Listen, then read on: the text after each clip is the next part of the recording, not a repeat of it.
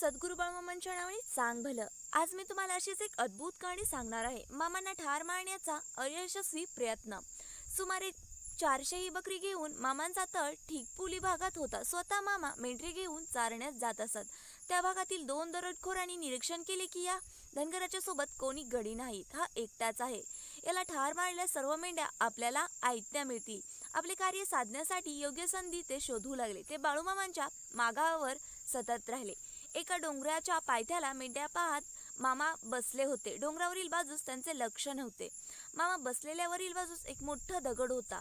दगड वरून ढकलला तर मामा चेंगरून मरतील असा त्यांनी विचार केला. तो दगड खाली ढकलून दिला. तो चेंडूसारखा गोल दगड वाढत्या वेगाने घसरू लागला. पण सुदैवाने काही अंतर आल्यावर त्या दगडाचे अकस्मात 2 तुकडे झाले. बाळूमामाच्या उजव्या बाजूस एक तुकडा गेला व डाव्या बाजूस एक तुकडा गेला. ते सुरक्षित राहिले. हे पाहून दरोडेखोरांनी पळ काढला. ही कहाणी तुम्हाला कशी वाटली कमेंट करून नक्की सांगा. माझ्या कहाणीला शेअर करा. बेल आयकॉनवरती टच करून माझ्या चॅनलला सबस्क्राईब करा. थँक्यू.